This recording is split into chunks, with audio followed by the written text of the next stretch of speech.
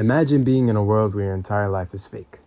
This means from the time you're just a baby to a grown adult, that everything around you was all fabricated.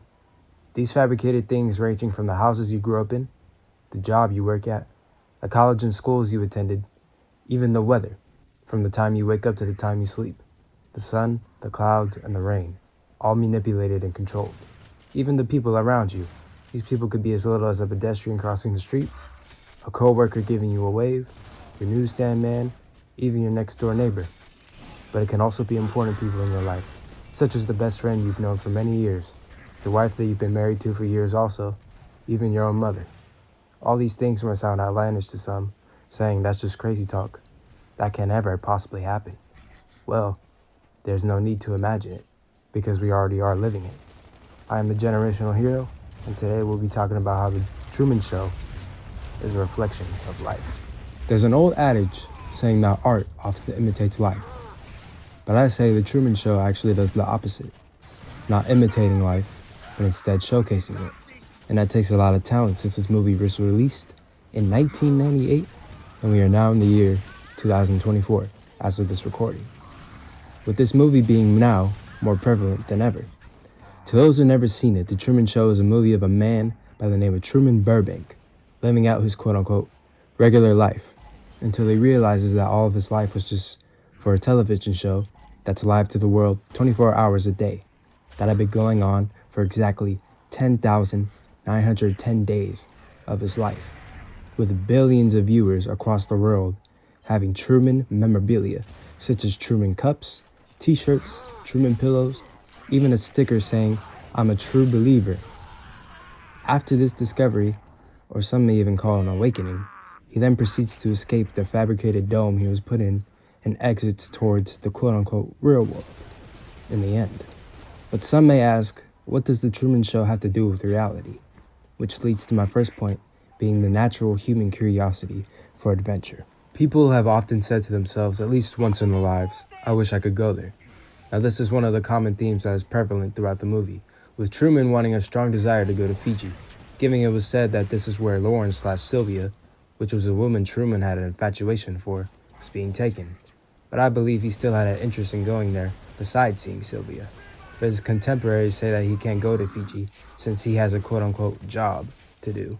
A good example of this being showcased would be when Truman is talking to both his wife Merle and his best friend Marlon about this, expressing his desire to experience something different, with both of them replying to him in a similar manner but with different answers, with Marlon saying that he has the best job in the world, a desk job, while Merle mentions the fact Truman has bills to pay, such as a car and mortgage payments. Even mentioning a baby would be, quote-unquote, a true adventure. Both of these answers question his desire for exploration, making it seem like he's crazy to abandon his obligations just to travel, making his ambitions silly.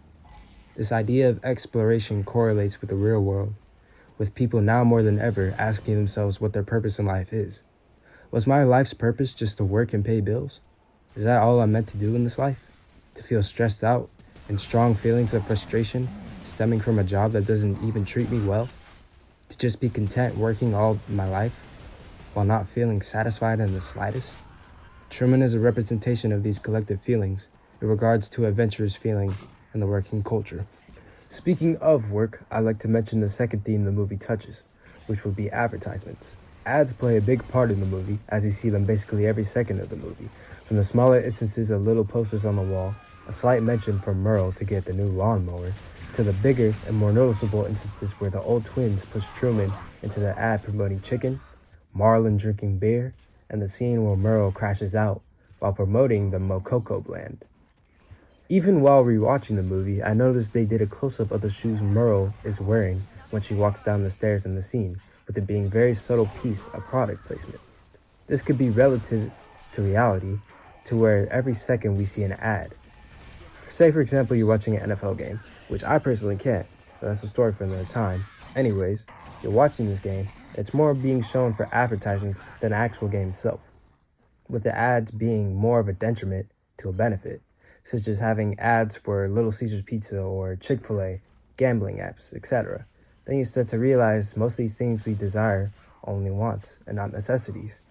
You could go your entire life without buying the new pair of Jordans, or going to Chick-fil-A, because they're all wants being pushed down to people as necessities, just another way to invest in things that aren't beneficial. With the scene of Truman snapping at Murrow being a perfect representation of a person being done with things being forced down their throats.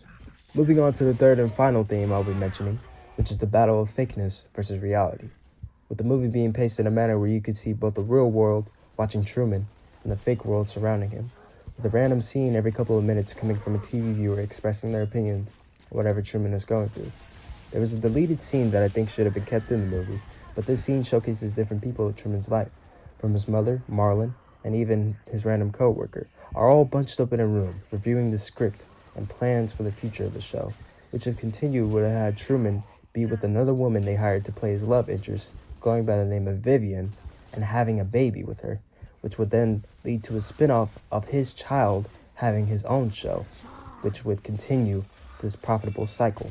I think this scene could showcase the ongoing effects that social media has on our lives, especially with Instagram nitpicking what picture you'll post, nitpicking the perfect 15 or 30 seconds from the song you choose to coincide with the post, anxiously waiting for the validation of story likers and comments, constantly checking in on other people's lives, wondering what the next trend is going to be, trying to fit in with other people so far to some people completely altering their personalities just to be liked by other people that more than likely don't even care about, whilst developing a keeping up with the Joneses mentality, with being in a loop constantly caring about other people rather than caring about yourself. But this being extra prominent with the little scenes that are given to the viewers in the real world, and the reinforcement of how many days the show has went on, seeing how much time they dedicated just watching Truman on his journey of life and this never-ending show. But once the show actually ends and Truman finds the real world, they just move on like the show never happened, which then proving the point that no one really cared about Truman besides Sylvia, and they all just saw him only as entertainment and nothing more. Or maybe the viewer thinks otherwise. What do you think the Truman Show represents? Let me know in the comments below.